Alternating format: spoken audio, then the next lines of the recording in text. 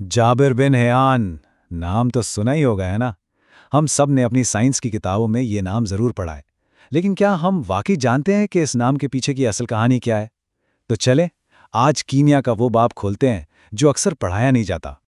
तो असल सवाल तो ये है कि स्कूल की किताबों में उन्हें बाबाए कीमिया या फादर ऑफ केमिस्ट्री का लक़ब तो दे दिया गया, लेकिन क्या ये सिर्फ एक लक़ब था या इसके पीछे एक पूरा फ़लसफ़ा, एक पूरी सोच छुपी हुई है जो इससे कहीं ज़्यादा गहरी और दिलचस्प है?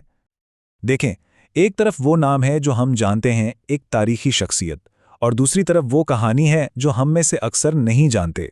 एक ऐसे इनकलाबी फ़लसफ़े की कहानी जिसने साइंस के उसूलों को हमेशा के लिए बदल दिया। ये सिर्फ तारीख नहीं, ये एक ऐसे ज़हन की कहानी है जिसने जिद्दत तराज़ी का एक लाजवाल ब्लूप्रिंट तैयार किया। तो एक जीनियस बनता कैसे है? अक्सर मुश्किलात की भट्टी में तपकर। जाबिर की कहानी बिल्कुल ऐसी ही है। एक ऐसी जहानत जो मुश्किलात की आग में तपकर कुंदन बनी। आइए देखते हैं कि किन हालात ने उन्हें जाबिर बिन हयान बनाया। सोचें, उनकी ज़िंदगी की शुरुआत ही एक सानहे से हुई। वालिद का साया सर से उठ गया, जिसके बाद उन्हें यमन भेज दिया गया। लेकिन फिर उनकी ज़िंदगी में एक टर्निंग पॉइंट आया, एक ऐसा मोड़ जिसने सिर्फ उनकी नहीं बल्कि आने वाली सदियों की तारीख बदल दी।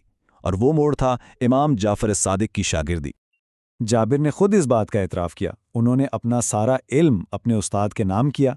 ये सिर्फ उस्ताद और शागिर्द का रिश्ता नहीं था, बल्कि एक ऐसे माहौल की कहानी है जहां सवाल करने की और खुलकर सोचने की आज़ादी थी। और इसी माहौल ने जाबिर की जहानत को वो परवाज़ दी जिसकी वो हकदार थीं। तो आखिर वो क्या उसूल थे जो जाबिर ने दिए? यहाँ हम इस तज्जिए के सबसे अहम हिस्से पर आते हैं। ये वो उसूल हैं, यकीन करें, जो 1200 साल बाद आज भी उतने ही रेलेवेंट हैं जितने तब थे।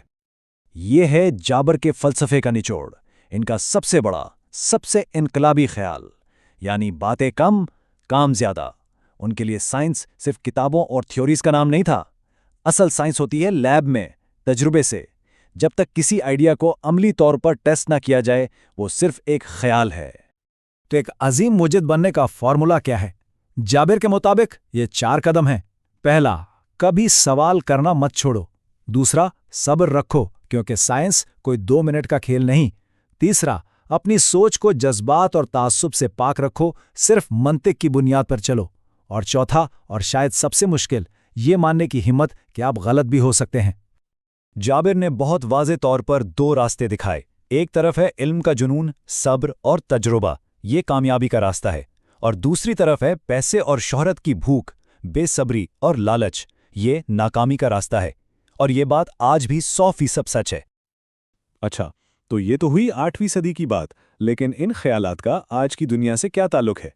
ताल्लुक बहुत गहरा है। जाबिर के ख्यालात वक्त में कैद नहीं हुए, बल्कि इनकी गूंज आज भी सुनाई देती है।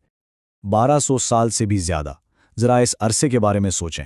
ये इतना लंबा अरसा है कि सल्तनतें बनी और मिट गईं, लेकिन जाबिर का असर आज भी जिंदा है। उनके उसूल वो बुनियाद बने जिस पर आज पूरी जदीद साइंस की इमारत खड़ी है। तो इल्म का ये सफ़र कैसे आगे बढ़ा?